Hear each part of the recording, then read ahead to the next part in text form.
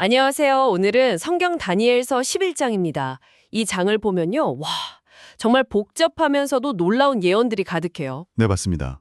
마치 한 편의 거대한 역사 드라마 같죠. 왕국들이 막 일어나고 싸우고 또 사라지고 그 수백 년의 역사가 담겨 있거든요. 네, 그 예언의 구체성이 정말 대단합니다. 함께 자세히 들여다보면 흥미로울 겁니다. 특히 그 예언의 상세함 정말 놀라울 정도인데 자, 한번 파헤쳐 볼까요? 좋습니다.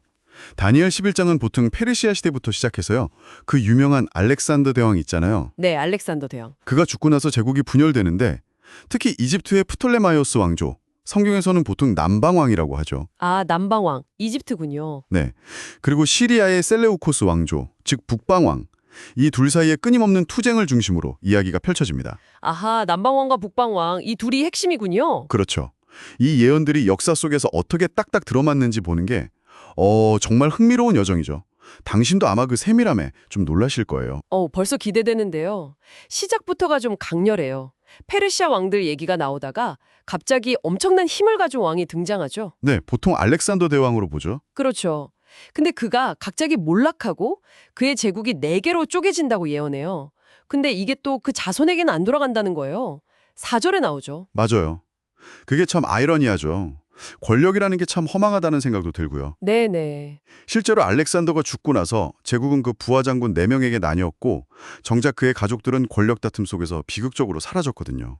정말 예언대로네요. 네, 인간이 얻거는 계획과 실제 역사의 결과가 이렇게 자를 수 있다는 걸 보여주는 것 같기도 하고요.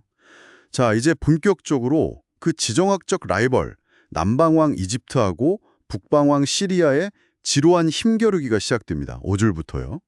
이 두 왕조 관계가 진짜 복잡하더라고요. 그냥 막 싸우기만 하는 게 아니라 뭐 정략 결혼 같은 걸로 평화를 시도하기도 하고요. 네, 그렇죠. 6절에 나오죠. 남방공주가 북방왕한테 시집 가는데 이게 실패하고 비극으로 끝나잖아요. 네, 맞아요. 그런 이야기도 있고 그 뒤로는 그냥 뭐 끊임없이 전쟁, 전쟁, 전쟁. 북방왕이 막 큰 군대를 일으켜서 쳐들어가도 오히려 남방왕한테 깨지기도 하고요. 11절 보면요. 그렇죠. 이게 단순 사건 나열이 아니에요. 정말 그 안에 동맹, 배신, 승리, 패배가 계속 반복됩니다. 네. 예를 들면 북방왕이 한때는 막 해안 지역까지 점령하면서 위세를 떨치는데 결국에는 외부 세력, 아마 로마겠죠. 로마요? 네, 그 세력의 개입으로 좌절하고 좀 허무하게 몰락하는 모습까지 그려져요. 18절, 19절에요. 이야, 정말 상세하네요. 그렇죠. 당시 사람들은 이 예언을 어떻게 받아들였을까? 또 미래를 아는 우리는 이걸 통해 뭘 배울 수 있을까? 한번 생각해 볼 지점입니다. 그런데요, 21절부터는 분위기가 확 바뀌는 것 같아요. 이전 왕들하고는 좀 다른 느낌의 인물? 비천한 자가 등장하는데 이게 속임수로 왕위를 차지한다고 나와요. 네, 아주 중요한 전환점이죠. 이 인물은 특히 유대인들의 그 거룩한 언약에 대해서 굉장히 적대적인 모습을 보이더라고요. 28절, 30절에.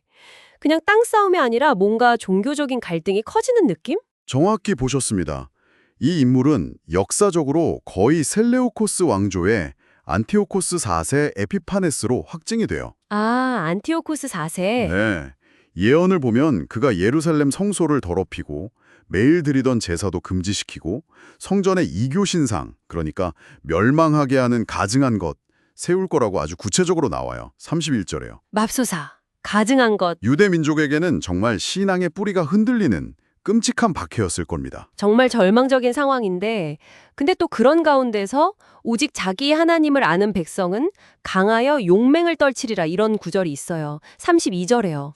네, 희망의 메시지죠. 지혜로운 사람들은 이런 박해를 통해서 오히려 단련받고 정결해질 거라는 말씀도 있고요. 33절에서 35절에요. 참 시련 속에서 피어나는 신앙의 역설이랄까요? 네, 그 시련을 통한 연단이라는 주제가 여기서 중요하게 다뤄집니다. 그리고 이어서 보면 이 교만한 왕이 정말 끝없이 자기를 높여요. 네. 스스로를 모든 신보다 높이고 36절 조상들의 신이나 사람들이 중요하게 여기는 가치들 다 무시하고 오직 힘의 신, 그러니까 군사력만 숭배하는 모습 38절. 이게 권력의 속성을 아주 날카롭게 보여주는 것 같아요. 그렇네요. 이야기 마지막 부분 40절부터 45절은 다시 남방왕이랑 마지막으로 충돌하고 이 북방왕이 엄청 넓게 정복 활동을 하는 걸 묘사하더라고요. 이집트까지 막 휩쓴다고 나오죠. 네, 40절에서 43절까지 그 내용이죠.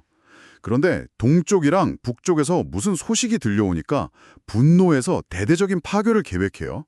44절에. 아, 또 무슨 일? 그렇죠. 그런데 결국에는 아무 도움도 못 받고 거룩한 산 근처, 아마 예루살렘 근처겠죠. 거기서 최후를 맞는다. 이렇게 예언이 끝나요. 45절에요. 이 마지막 부분은 좀 해석이 분분하죠. 네, 좀 궁금했어요. 이게 딱 안티오코스 4세 이야기로만 보기에는 좀. 맞습니다.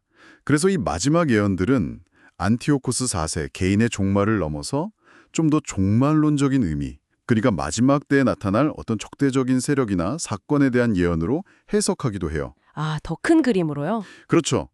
역사적인 예언이 미래에 대한 어떤 상징적인 예언으로 확장되는 듯한 느낌을 주죠. 그 경계가 참 흥미로운 부분입니다. 와, 다니엘 11장 하나에 정말 수백 년의 역사가 압축되어 있는 기분이네요. 왕조들이 일어나고 무너지고 인간의 야망과 배신, 또 그 속에서 신앙을 지키려는 싸움까지 이토록 상세한 예언을 보면서 당신은 어떤 생각이 드시나요? 글쎄요, 이 장대한 예언 속에 계속 반복되는 패턴이 있잖아요. 권력을 향한 인간의 그 끝없는 욕망, 그리고 그 허무한 결말. 네, 그렇죠. 또 역사의 소용돌이 속에서도 신념을 지키려는 사람들의 고난과 인내, 이런 것들을 한번 생각해 보게 되죠. 어쩌면 이런 구체적인 역사적 사건들은 시대를 초월해서 반복되는 어떤 원리나 더 큰 계획을 보여주는 창이 아닐까 싶기도 하고요. 더 큰 계획이요? 특히 그 박해 속에서 오히려 정결해지고 강해진다는 역설. 이 부분은 당신이 혹시 삶에서 어려움을 겪고 있다면 그 속에서 어떤 의미를 찾을 수 있을지 고민하게 만드는 상당히 깊은 질문을 던져준다고 생각합니다.